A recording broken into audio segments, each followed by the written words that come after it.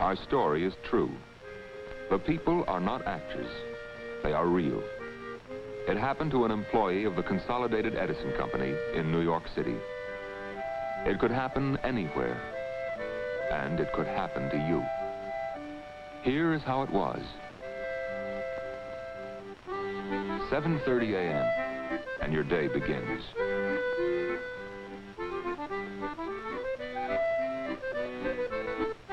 You kiss your wife goodbye. You're tender with Adele these days, very tender.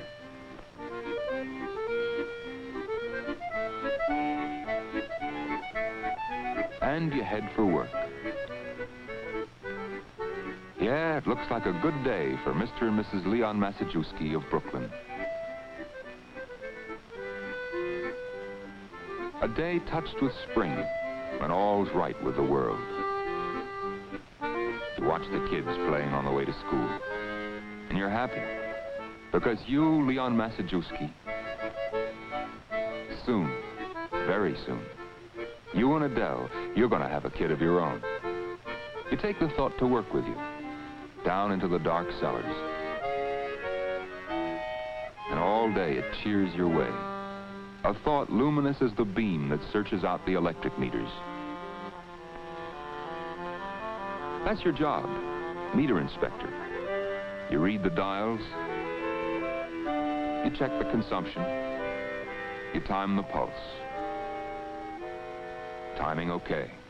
The rhythm of health, the steady flow of light, warmth, and life. Yeah, all's right with the meters. All's right with the world at the close of this day in spring. It's Officer Howard Doerholtz, and he's been looking for you all afternoon. Brace yourself, Leon, he says. I've got some bad news. They took your wife to the hospital. She's critical. Suddenly, like that, the sun goes out of the sky. And the touch of spring is chilled. Critical.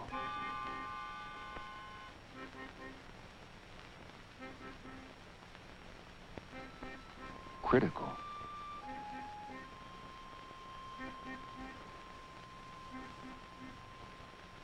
Critical. Critical. Critical, the doctor says. Massive hemorrhage. She's dying. She has another 3 hours. Maybe. 3 hours to live. There's one last resort, he says. One last hope. Blood. Whole blood transfusion. She's getting Red Cross blood now. She's gonna need more. 3 hours to live. One last hope. Adele needs more blood. So you call Con Ed's Mutual Aid. You tell her the story. Your wife's in the hospital, dying. She needs blood. Mutual Aid calls the Red Cross Blood Center.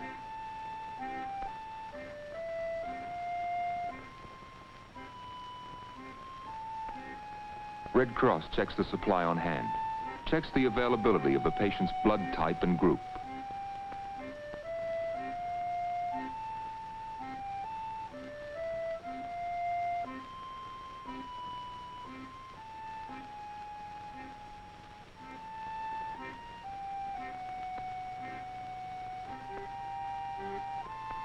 The blood is on the way. And the blood is there. Drop by drop. They feed life into her veins. You lift your eyes to the clock. You lift your eyes to heaven and pray.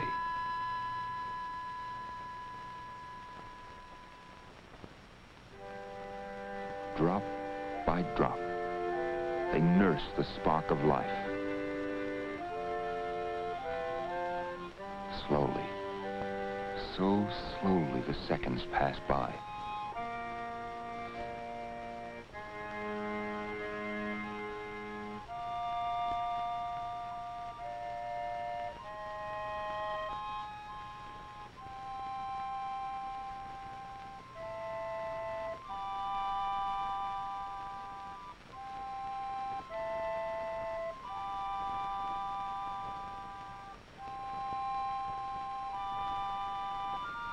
She clings to life, he tells you.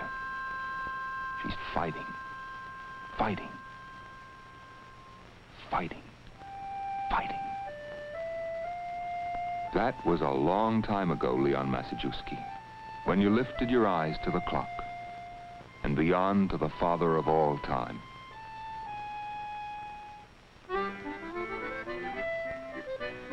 And now, it's another day and another spring.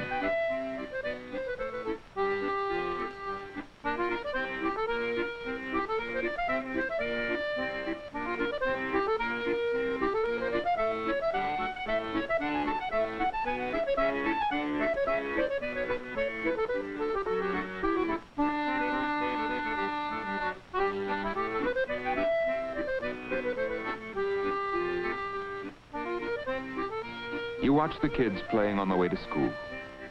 Your kid isn't there, Leon. Not yet. But Adele is alive, strong and well, thanks to blood.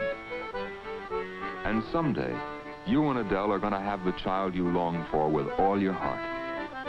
This is the thought that melts the twinge of sadness on a day in spring. Even as your beam melts away the darkness.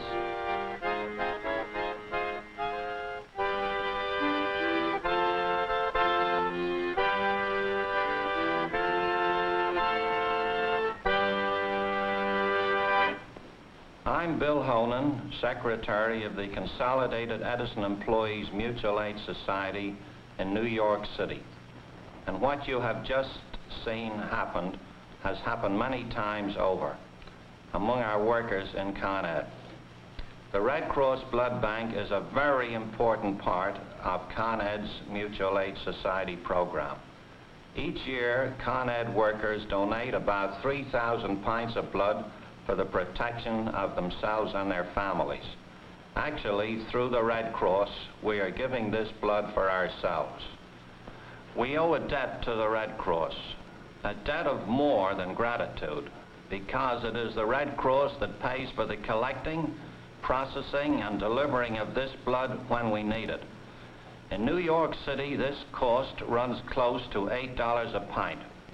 This is never passed on to the person who receives the blood. Red Cross supplies blood and blood products without charge. The money that makes the Red Cross blood program possible comes from the gifts that we all make each year to the annual Red Cross campaign. It is one more reason that all of us should give, and give generously.